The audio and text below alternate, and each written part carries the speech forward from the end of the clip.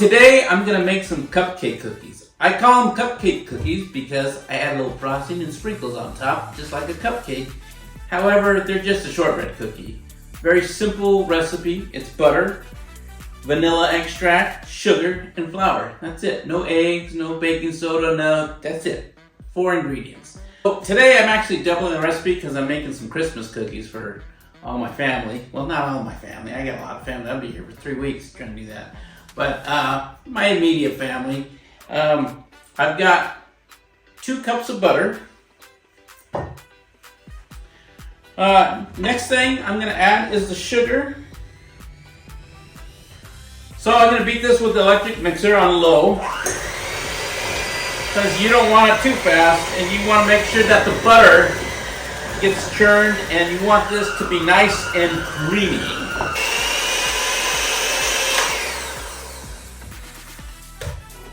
Okay, I got that whipped up pretty good. So I'm going to add 4 tablespoons of vanilla extract. Cheers. Just going to put it in there and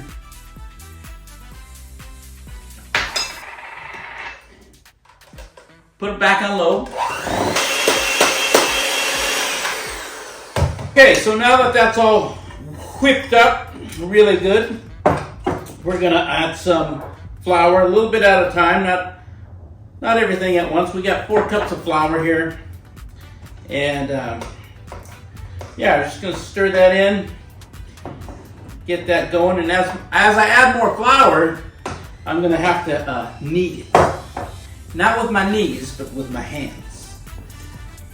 How come they didn't call it hands it? Hands it? Knead it? Hands it? I don't know. I guess it was on a need to know basis. Alright, so gonna get the rest of the flour in here, and I'm gonna start using my hands. So this is actually a fun cookie to make with kids, little kids, because you can decorate it as, take them out of the oven, you let them cool off, you can add frosting or sprinkles, and they can design something, I don't know, to get like a little stencil, not tinsel, what is tinsel? Oh, that's what you put on the Christmas tree. Tinsel, the little, you know, they put their initials on there or something, I don't know. I don't have kids, so.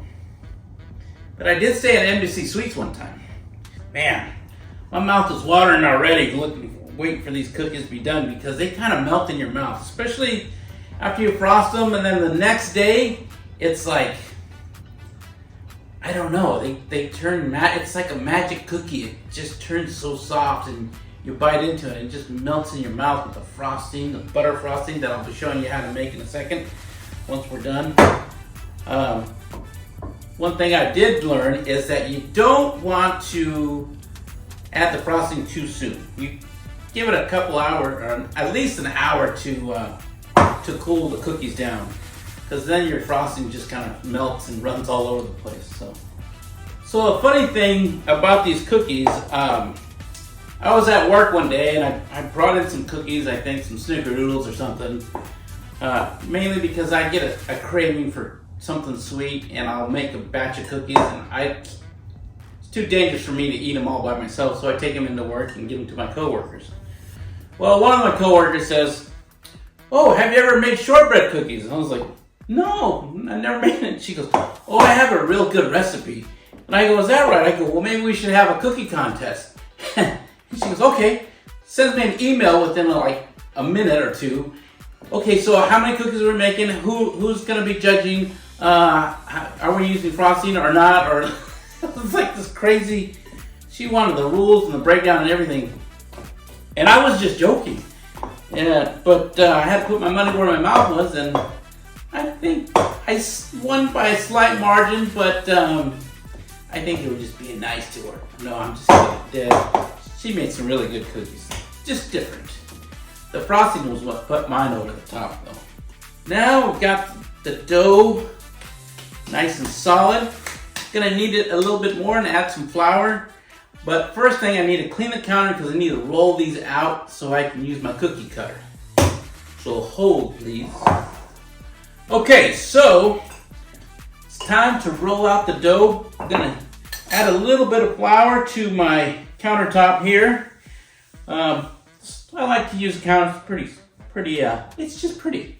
It's pretty flat. That's what I was trying to say. Got a little stuck.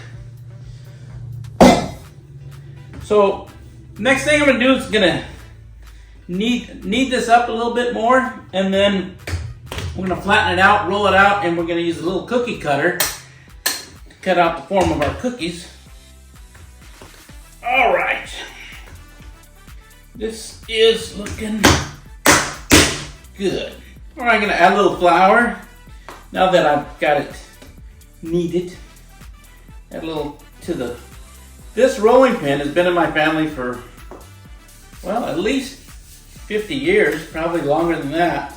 This was my grandmother's. When she passed away, this was the only thing I wanted from her estate. So yeah, it brings back memories when I bring this out. And when I was a kid, I would stay at my grandparents' house because my mom worked full time, and she would cook, and I'd sit there on the kitchen table doing my homework, and I was just watching her cook, and she made the best tortillas. My mom makes really good tortillas too. My tortillas, yeah, I need some practice. Now the hard thing about these cookies is trying to get everything even. Sometimes you dip in, sometimes there's a little dip in there, so just push the dough back.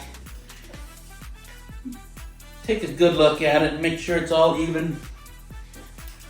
I'm sure there's an invention somewhere where you can roll out the dough to where it's all even. Then I gotta grab a cookie sheet. I'm back. And then just go around cutting these up. Repeat this process. I mean, you can go around the whole dough. You don't have to do one at a time, but sometimes you need to add a little flour to the cookie cutter so it doesn't stick to the dough. These cookies are really fun to make, and they're really simple too. So if you're craving something, you don't have eggs, you don't have a lot of baking powder.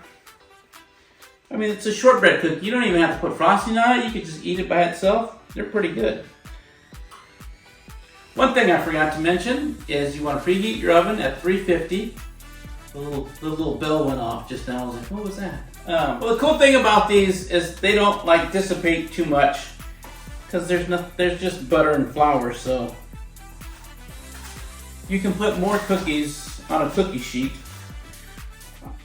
And I always use an aluminum cookie sheet because it just helps dissipate the heat a lot better. That's 2 times I've used the word dissipate. So anyways, I'm gonna get some of these cookies on. I'm gonna have to roll out some more.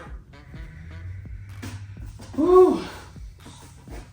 I've got room for one more cookie. Let me see if I can squeeze something together.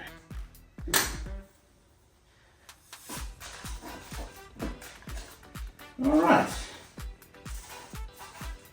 right, they go into the oven for about 12 minutes. Now while those are baking, I'm gonna redo my dough here. We're gonna knead it once again. I need you!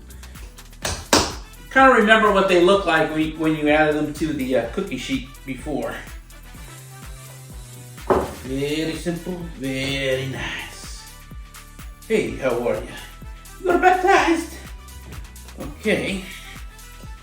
I don't put a whole lot of pressure when I do this. I just kind of let the rolling pin do the work.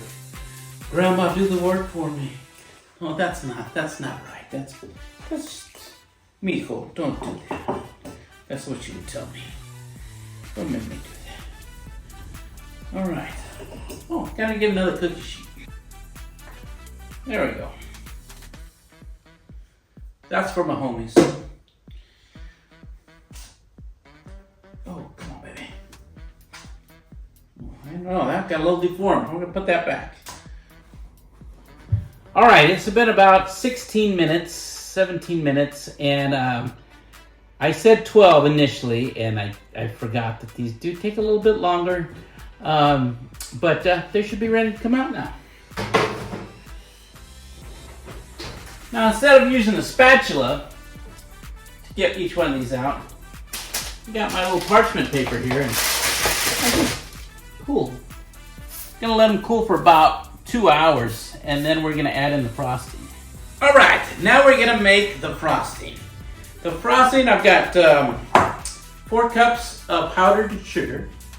I got 2 teaspoons of vanilla extract, 2 tablespoons of whole milk, and 1/2 cube, no, I got a 1/2 cup of butter. I've got some extra in case my measurements are off or it doesn't have the consistency I'm looking for. So, okay, here we go.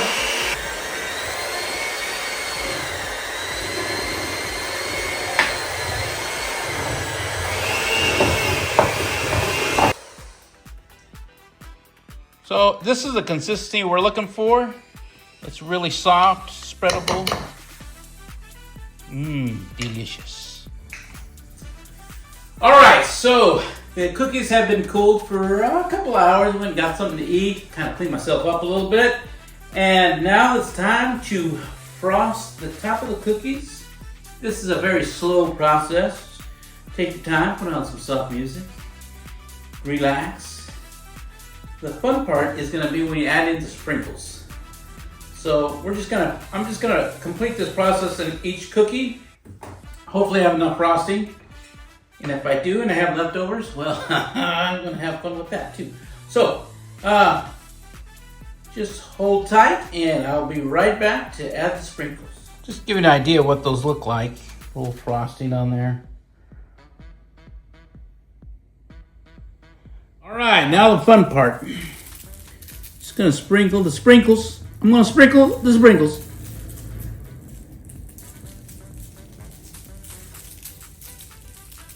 Add a little green, blue, red, pink. Just gives a little extra colorful versus just a plain shortbread cookie.